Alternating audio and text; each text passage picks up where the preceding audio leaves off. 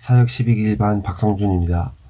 제자훈련이 끝나고 사역훈련에 대한 마음이 있었지만 7월로 직장 복귀를 계획하고 있었고 막내도 갓 태어난 상황이라 사역훈련은 나중에 여유가 생기면 받자 하는 마음이었습니다.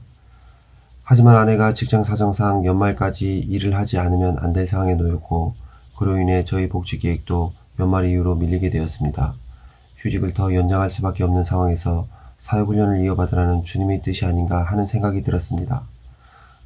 훈련 입학 졸업 예배를 드릴 때 졸업하는 한 집사님께서 간증을 하시는데 그 모습이 은혜와 감격이 넘쳐 보였고 저런 모습이 성령 충만한 모습이 아닐까 하는 생각이 들었습니다. 나와 너무 동떨어진 모습에 사역훈련은 저분처럼 고귀한 영성을 가진 분들이 받는 것인데 나는 사역훈련 문 앞에도 가면 안 되는 거 아닌가 하는 생각이 들면서도 한편으론 나도 사역훈련 받으면 저분처럼 은혜와 감격이 넘치게 될까 하는 생각이 들었습니다. 사실 제자훈련을 받으면서 말씀 묵상과 기도 생활이 어느 정도 익숙해졌지만 정작 아이들을 양육하면서 한 번씩 나타나는 분노와 짜증, 불평들로 인해 이대로 직장에 가서 과연 주님의 제자다운 삶을 살 수 있을까 하는 회의감이 들곤 했었습니다. 사회훈련을 시작하면 누구나 거쳐야 하는 로마서 8장 암송에 대한 부담이 있었지만 6주 동안 구절에 대한 강의를 들으며 암송할 때 가슴이 벅차오르는 감격을 누렸습니다. 회개를 하였음에도 전의 죄에 대해 때때로 물려드는 죄책감과 나를 정죄하던 마음들이 우리 주 예수 그리스도의 보혈의 능력을 얼마나 무시하는 행동이었는지 알게 되었고 나이를 먹을수록 늘어가던 저희 죄의 목록들을 기록해보고 다시 보혈의 능력을 의지하여 죄사함의 기도를 할 때 죄로부터 온전한 자유를 누릴 수 있게 되었습니다.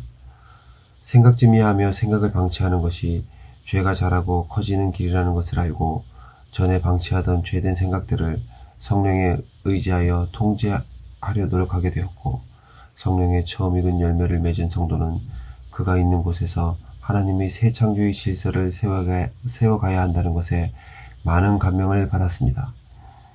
종일 주를 위하여 죽임을 당한 성도들에 대해 묵상할 때 난 어떻게 살아야 할까, 어떤 죽음을 맞이해야 할까에 대한 생각들을 하게 되었고 이 세상에서 좋은 아파트에 살고 좋은 차 타고 직장에서 승진하며 자녀들이 잘되고 여유있고 안락한 생활 속에서 신앙생활하다 천국 가길 바라던 저의 모습이 과연 바른 신앙의 모습인지 반성하게 되었습니다. 또한 가끔씩 직장에서 동기가 쉬러 갔다는 소식을 들을 때면 난 여기서 뭐하고 있나? 이렇게 있어도 되는 건가? 이대로 있다가 직장에서 소외되고 도태되는 건 아닌가? 하는 휴직 이후로 한 번씩 몰려오는 이런 불안감에서 자유로워질 수 있었습니다. 어려서부터 멀게만 느껴지고 겉돌기만 하던 성도들과의 관계가 훈련을 받으면서 한 피바다 한 몸 이룬 형제들이 얼마나 소중하고 거룩한 존재들인지 성도의 교제가 성찬만큼이나 거룩한 일이라는 것을 깨닫게 되었습니다. 훈련을 받아도 변화되지 않을 것 같아 포기하려던 한 집사님이 로마서 8장 암송을 통해 다시 힘을 얻고 훈련에 임하게 되었다는 나눔을 듣고 하나님께 감사하며 함께 기쁨을 누릴 수 있었고 직장 사정으로 먼 곳으로 전출과 바빠진 집사님의 소식에 안타까운 마음이 들며 업무로 지쳐 교회를 섬기는 데 힘들지 않도록 직장에서의 안녕을 중보하게 되었습니다. 소그룹 모임의 중요성을 배우고 훈련생들 각자 다락방에서의 일들을 나눌 때 훈련과 다락방 모임 시간이 겹쳐 2년 동안 함께하지 못한 우리 다락방이 그리워졌고 교회 여러 일들로 섬기시는 순장님의 섬김이 귀하게 느껴졌습니다. 또한 유년부를 함께 섬기는 선생님들과 더욱 하나 되어 아이를 섬기길 바라는 마음이 들게 되었고 특별히 진로와 배우자 문제 등으로 인생의 과도기에 있는 청년 선생님들의 섬김이 귀하게 느껴졌습니다. 사역반 화장실 청소 섬김은 저에게 특별한 은혜를 체험하게 하는 시간이었습니다. 아침 6시부터 밤 10시까지 반복되는 육아와 살림으로 지쳐있던 저는 사우나에 가서 몇 시간 푹 쉬고 몇 시간 푹 자야 피로가 풀릴 것 같았는데 하나님께서는 제게 2시간 넘게 땀 흘리며 수고해야 할 화장실 청소를 통하여 섬김에 대한 기쁨을 누리게 하시고 그로 인해 새 힘을 얻고 다시 육아와 살림의 자리에서 섬길 수 있게 해주셨습니다. 집에서 아이들이 장난이 심하거나 말을 듣지 않을 때 행동에 미숙함을 보일 때 화를 내고 아이들을 혼낼 때면 어린 시절 나의 작은 실수에도 나무라시고 혼내시던 아버지를 보는 것 같아 괴로웠습니다. 내가 이렇게 화를 내고 혼낸다고 아이들이 변할까? 오히려 나처럼 아버지에 대한 반감만 생기는 거 아닐까 하는 회의감이 들었습니다. 훈련을 통해서 나는 하나님의 왕같은 제사장이며 가정과 자녀들은 하나님께서 내게 주신 사역지란 생각이 들었고, 가정이 예배의 공동체가 되고 사랑 실천의 장이 되도록 노력해야겠다는 마음이 들었습니다. 아내와 자녀들과 함께 가정행사 때 예배를 드리고 아이들과 같이 큐티한 일을 할 때 감사와 기쁨이 넘쳤고, 이따금씩 아이들이 큐티할 때 장난을 치거나 하기 싫어할 때 마음이 언짢았지만 너무 억지로 시키지 말되 포기하지 말자 다짐했습니다. 1월부터는 아빠가 출근하고 엄마가 집에서 너희들과 함께 있을 거라 하니 아이들이 환호하였습니다. 아이들의 환호 소리가 지난 2년 가까이 육아휴직하며 아이들을 돌본 성적표를 받아보는 것 같아 씁쓸했습니다. 하지만 육아휴직이 끝난 것이 나의 가정사역이 끝난 것이 아니고 계속 진행 중이며, 가정이 예배 공동체가 되고 사랑 실천의 장이 되도록 계속 노력하고자 합니다. 며칠 전 크리스마스 이후로 심한 감기 몸살에 걸려 일주일 가까이 고생을 했습니다.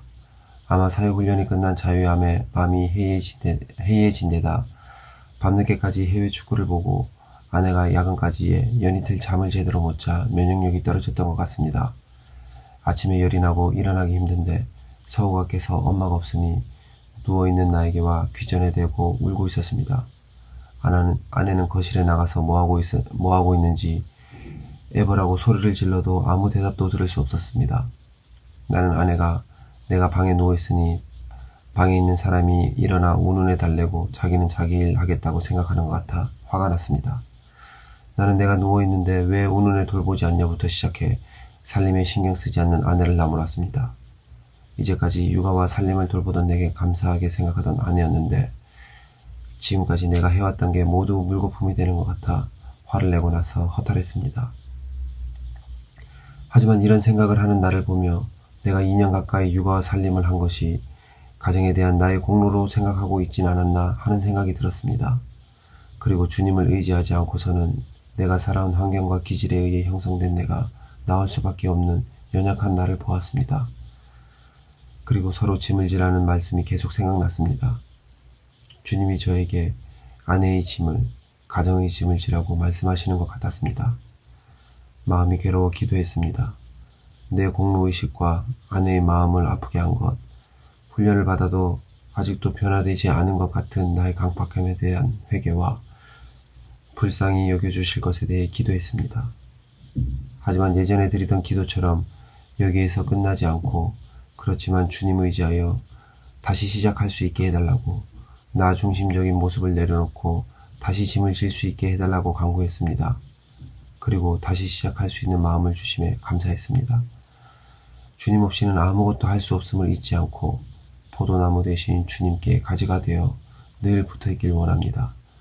그리고 나를 위해서 사는 것이 아닌 다른 사람을 위해서 살며 나는 다른 사람의 도움을 받으며 사는 그런 존재가 되길 소망합니다. 올해부터 다시 직장에 복직할 생각을 하니 새로운 환경 앞에 마음의 부담도 되었습니다. 부담스러운 마음을 안고 기도할 때 종의 마음은 잃어버린 영혼을 주께로 인도하는 최고의 통로라는 말씀이 생각났습니다. 직장에서 종의 자세로 동료들을 섬기고 저희 착한 말과 행동으로 그들이 제가 믿는 하나님께 영광을 돌리길 소망하며, 직장 내 믿음의 형제들과 함께 모여 그곳에서 하나님을 예배하며 직장에서의 삶을 나누며 함께 중보하고 그곳에서도 하나님의 나라가 임하길 소망합니다.